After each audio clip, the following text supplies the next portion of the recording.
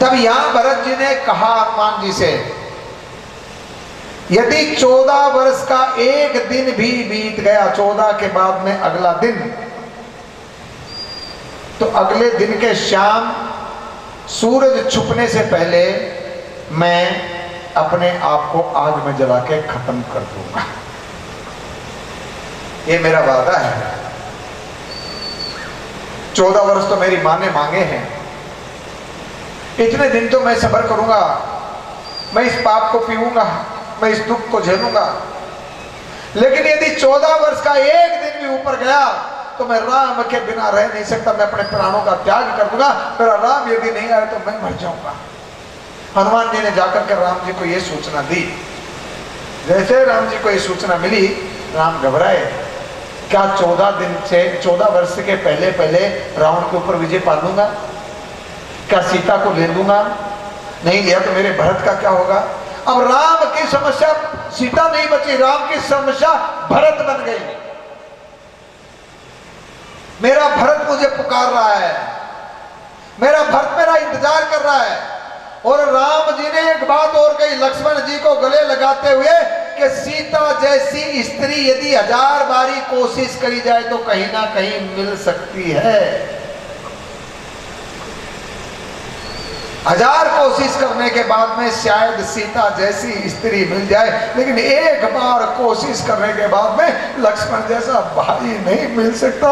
इसलिए मैं लक्ष्मण तू मरा तो मैं जरूर मर जाऊंगा। अब नहीं। रावण खुश हो रहा था कि भरत ये लक्ष्मण मरेगा और लक्ष्मण के मरते राम भी मरेगा। कल सूर्य उदय के साथ में युद्ध खत्म।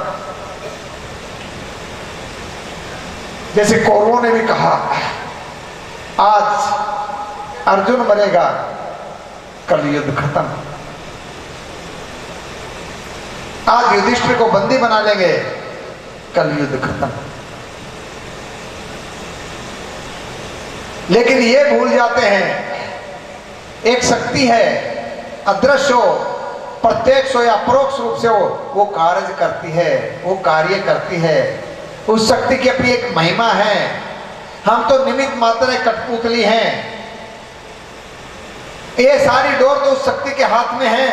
वो जैसे नचाता है, कैसे नचाता है, कौन नाचता है, कौन गिरता है, कौन उठता है। इसलिए मेरे भाई बहन उस कठपुतली वाले का जिसकी डोर हमारी बंधी हुई है उसका ध्यान कभी मत छोड़ना। बाकी दुनिया में तुम जो करो, जैसे करो, जो मर्जी करो, कोई डर की बात नहीं। उसका जो ध्यान है, जिसकी डोर बंधी हुई है, उसका ध्यान हमेशा रखना।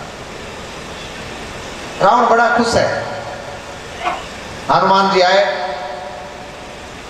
फिर जैसा आप सब जानते हैं वो रामायण की कथा, लेकिन कहने का अर्थ है कि जैसे 14 साल पूरे हुए राम जी वन में गए नहीं। पुष्पक विमान से श्रीलंका से सीधे आए हैं प्रयागराज। ये रात्रि प्रयागराज में गुजार करके अगले दिन सीधे अयोध्या उतरे हैं।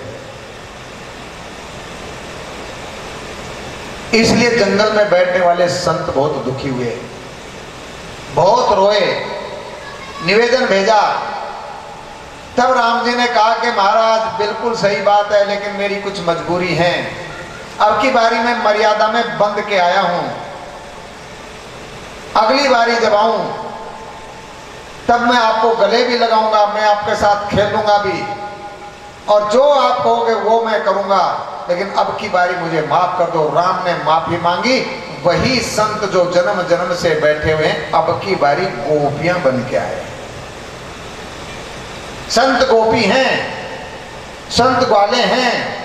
इसलिए गोपियों की जब कथा सुनने के लिए आप बैठो तो अपने दिमाग में, अपने भाव में जिस भी गोपी का दृश्य आए, जिस भी, तो उसको जटा जूट वाला, दाढ़ी वाला संत देख लेना।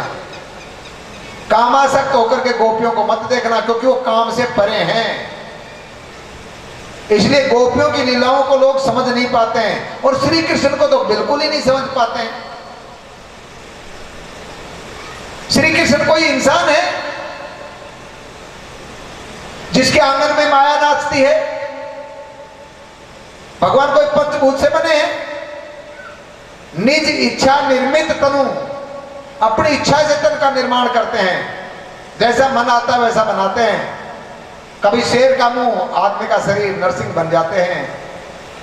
कभी सुअर बन जाते हैं, कभी मछली बन जाते हैं, कभी फरसा लेकर के परशुराम बन जाते हैं, तो वीणा हाथ में लेकर के कभी नाग बन जाते हैं, कभी कलम उठाते तो वेद व्यास बन जाते हैं। उसका अपना मन है, अपना रूप है। इसके रूप को एक जगह मत बांधना। हाँ, अपने इष्ट देव को आप एक जगह रखना।